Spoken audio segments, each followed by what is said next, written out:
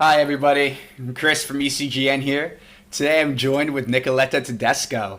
Nicoletta is a virtuosic performer, composer, as well as quite the teacher. She teaches at Classical Guitar Corner Academy, and she's been traveling all around the world, giving concerts, playing at group muses, attending festivals, hosting, and doing a bunch of things. But enough from me. Nikki, thank you so much for joining me today. Can you tell us a little bit about yourself? Do you compose often? And is guitar and voice your favorite topic? Yeah, thank you for having me. Hi, Chris, and it's great to be here and have a chat with you today. Yeah, where to start? I'm here in New York. I'm here in Brooklyn, actually. Let's say right. I'm here in Brooklyn, but I actually come from Italy. I came to the US in 2017, I guess. Yes, and I'm still here, not moving yet. So it's been exciting. I came here to do a master degree with Ben Verdery. It was a great program. I loved it. And then of course I stayed for a year after the program and I moved to New York and I found a job and then I decided to stay. New York is quite a scene for music, so it's great to be here. Of course, there was a little bit of a couple of rough years in New York. We all know why. Everywhere, but still, it's been a great opportunity to be here, and now that the city is back into his energy, is a great energy. It's fantastic to see how much music there is here. And then talking about voice and guitar, yes, it's one of my favorite topics. But actually, it wasn't until I came here to the US that it became real. I always loved singing, always. I worked with a lot of singers, even back in Italy. I've been doing like having dual partners that were singers. It happened over the years, and I always loved it. And even like shy in my room, I tried sometimes to play their part while I was like practicing my part. But actually, it wasn't until I went to do this master program with Ben Verdery at Yale that this became a thing because I loved it. I loved it already, and I did it even in acoustic settings, like with an acoustic partner going to a bar and playing some songs. But that was not the same. But I presented to Ben actually a set of arrangements of folk songs from Italy for my first recital, and I was so shy. I was like afraid to present it. But when I went to the lesson and I said, I have prepared this, it's very important to me because it's for a recurrence of the Liberation Day in Italy. I would like to really play these, and I played through it, and it was with singing. At some point, it starts with guitar only, and then it starts with the voice. And he told me, I'm going to fail you if you don't do it. And that was really the moment that I got permission to develop these other side of me that I really loved. And I discovered that in a way, the voice and guitar work so well together. And it's so beautiful duo. And when you do it yourself, it becomes more organic because you're playing and singing at the same time. So you're developing like almost like one instrument and two instruments, but it's one because it's all you. And so the phrasing becomes so much easier on the guitar because you're following the voice and the breath and etc. So it became something that I love doing. So from there on, I decided that that was part of my concerts. And now my concerts are half half. There's like part of solo guitar, but then almost like half it's guitar and voice repertoire, and I love it. I saw one of your songs called Named Luna from the song cycle you completed from the Cockroach Diaries. I love that song. I'm driving in my car and I put it on repeat when just driving wherever I'm going. It's on one of my favorite playlists. Like it's just beautiful, beautiful music. What were your inspirations behind that whole project? I think I last time I saw you, or the time before last time I saw you, you said it was. I think there was about 10 songs or so in the song cycle. Has it been premiered already? Is more of it recorded or? Great question, and it's very timely. So yes, thank you. I'm so glad you like that. That's a song that's very dear to me. But yes, it's a song cycle, and it has 10 songs in it. It was premiered May of last year, the first time I did it. And I was completely, it took a long time to get the whole project done, but I'm so glad I did it. And then I had the opportunity to play it again for the audience, and it went very well. It was well received. But this is a little bit of a summary of a whole journey so far in discovering this what I want to be as an artist. And the whole project is called the Cockroach Diaries. Now, this is pretty funny, but it is actually a little bit of an inner dialogue, of course, like this nocturnal dialogue. And at night in New York, what you have around is cockroaches. We all know about that. Yeah, It's just true. normal. But it's also like a metaphor of like talking to the most uncomfortable part of yourself, where Oh, you are trying to figure out what you want to be, what's your voice, what you want to say. And so the whole journey is discovering what I want to do and what I want to be as an artist. So the whole cycle is like half with the classical guitar, half with electric guitar. And there's a journey. Like the cockroach and I are having a dialogue through the night, and at the end we come out renovated, like a new kind of a new life. And I quite like working on it. It was like very profound for me. I hope that people like it as well. I recorded it. We are at the final stages of the editing process. Like, the bits and pieces that you do at the very end, the ones that are becoming painful because you don't want to release it because you're afraid at this point that it's not going to be perfect, and it's never going to be perfect. But we're there about to release the album, actually.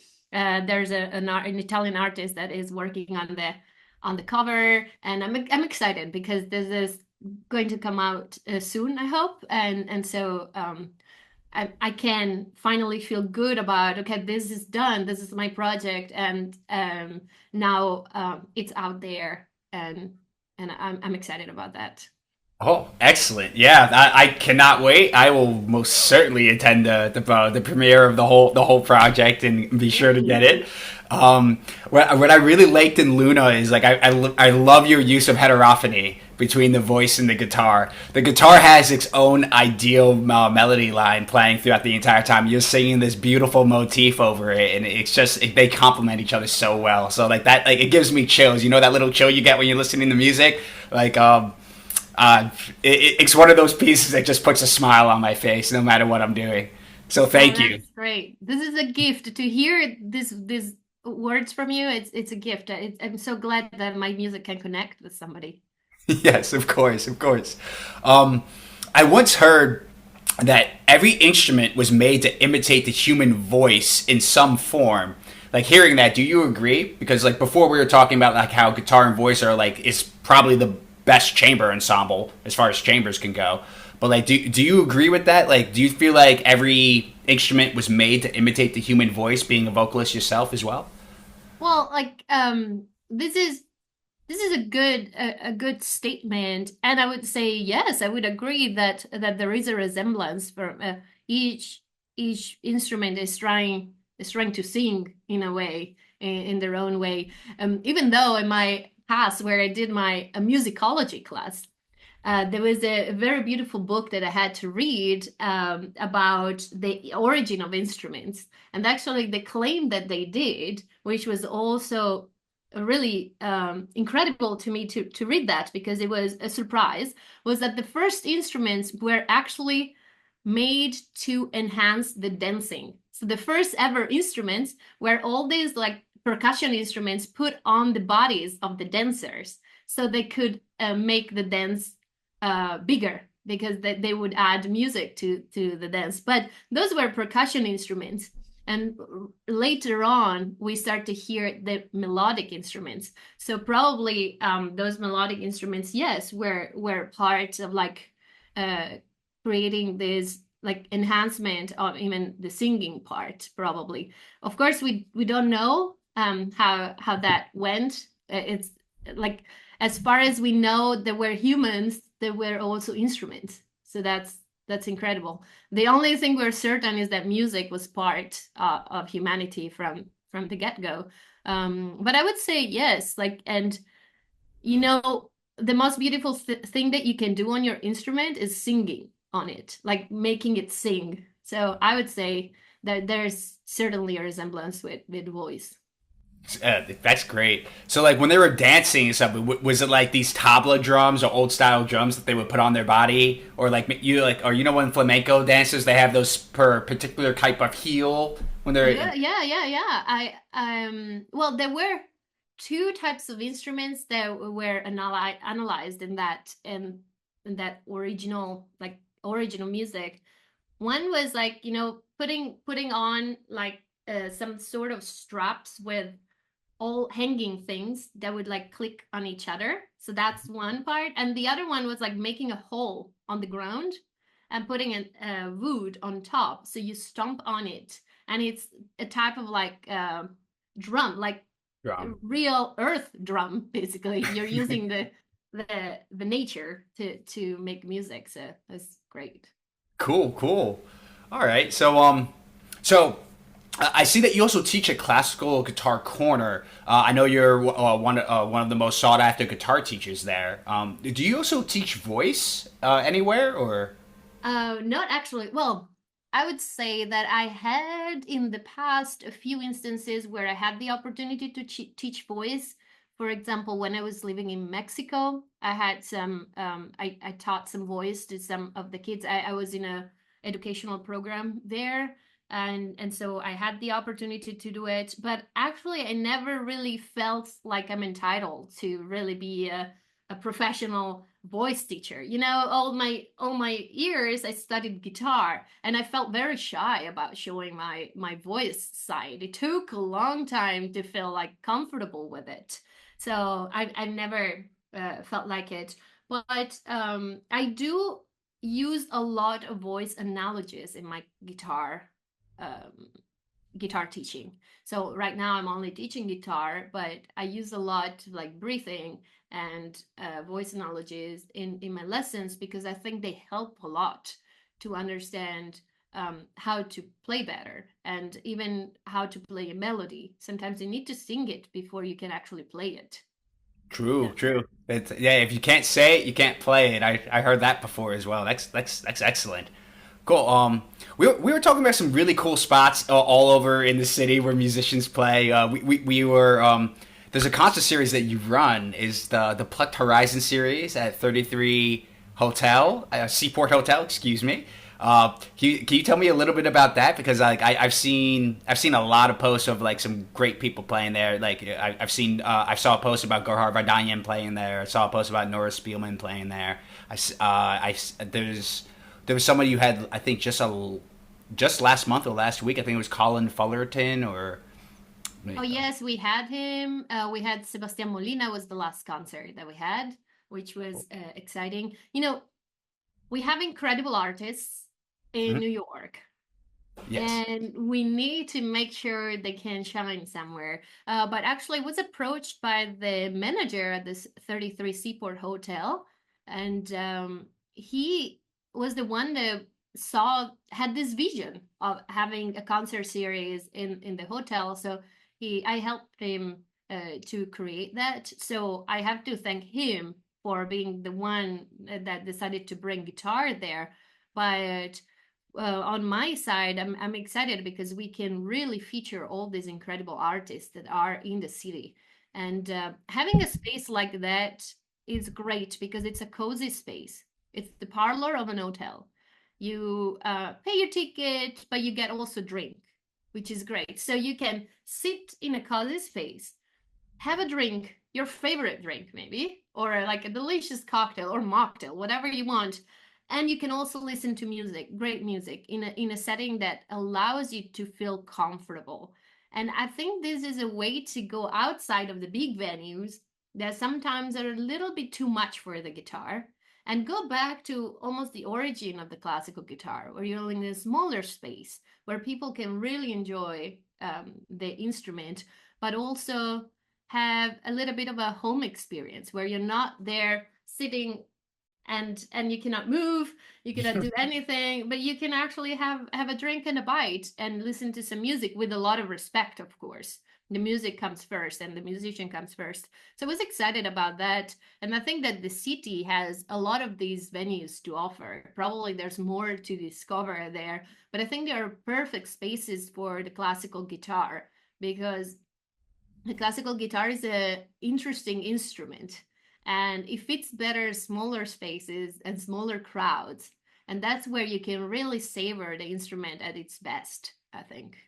I couldn't agree more with you. I started doing a little curating myself. There's a church that I do some shows with in Ridgefield, New Jersey, and it's such like a friendly like experience. You know, there's a pastor there that's great. The music director there is fantastic, and yeah, it's such a treat when people are like, "We love that. Please bring that here. Like, we want to hear more of what you're around all the time." So like, it's such a good feeling. I just wanted to know who are some of your favorite composers for guitar, voice, or just in general. My favorite composer ever, and it is a composer of guitar, actually not guitar. Now we'll discover why, is John Dowland. For Yeah. me, Oh, Dowland is the best, but he never wrote for guitar. He wrote for lute. But we Blue. have the fortune of playing his music now on the mother instrument, and it sounds great anyway. But I think there's no better composer for really putting together the guitar and the voice, well, the lute and the voice, of course, but a plucked instrument and the voice, and create like a storytelling experience, a lot of emotions. I think, yes, one of my favorite was like that period of like early music, English lute songs. And yes, I think that's what really makes me emotional. Yeah, absolutely. I couldn't agree more with you. I love John Dowland. Yeah, like he was if I may, he's like a Renaissance pop star. I once heard that people love simple and like people love complex in the right places, and he's like a man who was just before his time, but also born at the perfect time because like we are blessed to have so many of his scores and stuff just for guitar and voice, and like and he would sing over. I mean, he would play the lute and he would sing his songs over his playing. Yeah, I think, right? it was very common at that time. That's what I'm thinking, like I'm discovering now is something that was done over and over in the past and then disappeared. At some point, everyone became so much into one thing, specializing in one thing. But at the beginning, it was very common to accompany yourself. Thank you again for talking with us and taking some time out of your day to speak with me. I really appreciate you. I wanted to know, would you like to play a piece for us today? Sure, I'm going to play for you, Luna. Luna? Oh, Yes. thank you.